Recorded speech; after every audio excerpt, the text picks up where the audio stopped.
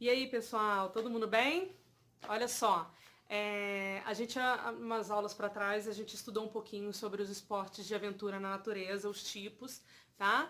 E que eles são classificados de acordo com o meio, ou seja, terrestre, aquático e aéreo, tá? Hoje a nossa aula, ela vai ser sobre um exemplo de cada meio desse, tá? Então a gente vai ver o trekking no terrestre, vai ver o paraquedismo no aéreo e vai ver rafting no aquático, ok? Se não assistiu essa aula anterior que fala dos tipos de esporte de aventura na natureza, eu vou deixar o link para vocês entram, assistem lá também e depois assiste esse de hoje, tá?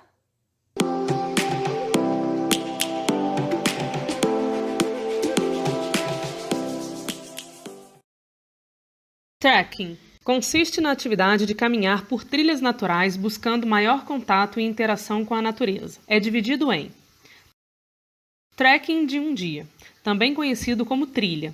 É o tipo de trekking mais utilizado, com uma caminhada mais curta, aproximadamente 10 km, considerado como lazer. Caracterizado por marcas de início e fim bem delimitadas, podendo ser praticado em grupo ou individualmente. Geralmente é mais leve e não há pernoite na natureza, ou seja, é sempre um bate-volta. Travessias ou trekking de longa distância. Uma caminhada realizada entre dois pontos, cujo objetivo final é atingir o local proposto. É praticado por grupos com equipamentos para pernoites, como barraca e sacos de dormir, e alimentação própria. Os trekkings mais longos podem durar vários dias, como a trilha Inca e a subida do Monte Roraima, aproximadamente 4 dias, ou caminhadas no Nepal de 10 dias. Algumas são consideradas expedições, quando contam com carregadores, cozinheiros, guias especializados, etc. Trekking de regularidade. Tem caráter competitivo. Um percurso não conhecido dos participantes é pré-determinado pela organização para a realização de uma trilha, com tempo e local definidos. O importante não é a velocidade, e sim manter-se no percurso correto e no tempo determinado. Utiliza-se planilhas com velocidades médias, distâncias e símbolos referência. Pode-se utilizar qualquer equipamento de medição e de cálculo. As competições são realizadas por equipes, que costumam ser de 3 a 6 integrantes. Cada um fica responsável por uma tarefa, sendo muito comum dividir em um navegador, um calculista e um contador de passos. Trekking de velocidade. Também tem caráter competitivo e faz parte da corrida de aventura, sendo uma das provas a ser realizada, junto com mountain bike, canoagem e atividades verticais. O objetivo dos competidores é alcançar postos de controle definidos pela organização da prova, no menor tempo possível, utilizando o caminho que melhor se adaptar ou achar melhor, e usando recursos como cartas de navegação e bússola. Deve-se observar a ordem dos postos de controle, que deverá ser seguida cronologicamente. Paraquedismo. É um esporte onde os praticantes saltam em queda livre de um ponto fixo ou de alguma aeronave com o auxílio de paraquedas. Das modalidades que compõem o paraquedismo, destacam-se: formação em queda livre, FQL. O objetivo é fazer o maior número possível de formações escolhidas aleatoriamente entre uma relação de figuras, onde cada formação executada por completo vale um ponto. A contagem dos pontos é feita a partir da saída do avião. É dividida em diferentes categorias, para 2 pessoas, 4, 8, 16 e Big Ways, grandes formações, onde os saltos têm mais de 30 pessoas. Neste tipo de salto, o objetivo não é necessariamente o número de pontos realizados, mas sim o número de pessoas no salto. Obviamente, quanto maior o número de pessoas no salto, maior a dificuldade em chegar na formação, como mantê-la estável por um mínimo de 3 segundos. Free fly.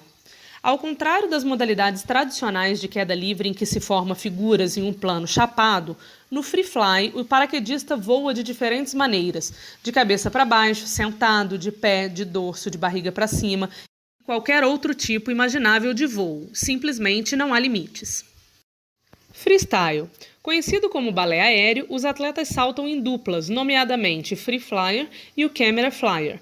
Ambos executam em queda livre e a cerca de 200 km por hora uma série de movimentos artísticos similares aos da ginástica acrobática e dos saltos ornamentais. Sky Surf.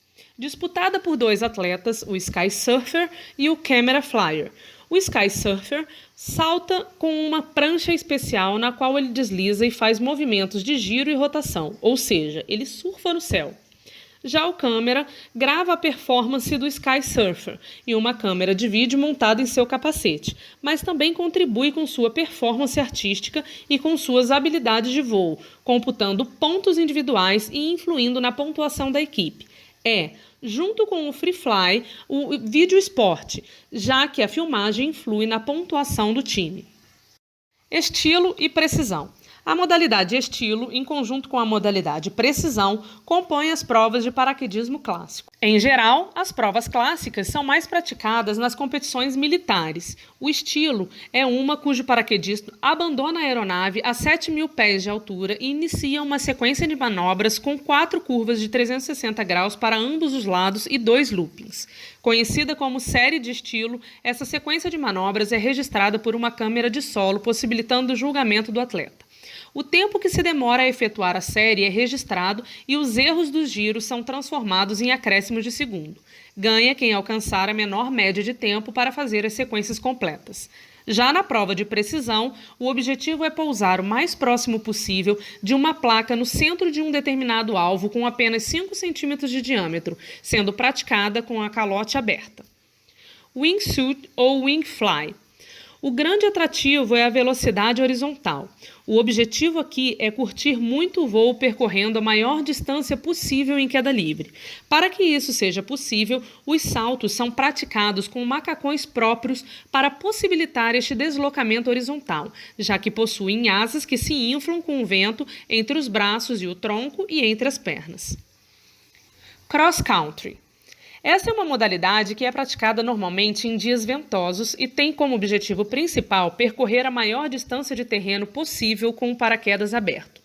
Dependendo do vento, no cross-country é possível percorrer dezenas de quilômetros para atingir o alvo estabelecido. Um dos maiores segredos da modalidade está no cálculo correto do ponto de saída da aeronave. Base Jump.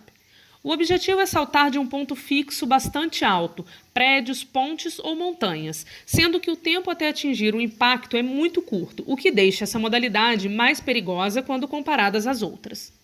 Tandem. Realizado com 2 pessoas. Uma delas é um instrutor mais experiente e a outra um passageiro iniciante, que fica agarrado ao paraquedista por meio de uma armação. Após queda livre de 50 segundos, o instrutor abre um paraquedas especial capaz de suportar 2 pessoas. Rafting. Rafting consiste em descer corredeiras com botes infláveis, cujo objetivo é atravessar os obstáculos naturais do trajeto, como pedras, corredeiras e quedas d'água. Em cada raft ou bote podem ir de 2 a 10 pessoas mais o guia. Praticar rafting requer alguns procedimentos básicos, geralmente dados pelo instrutor responsável no local da descida do rio.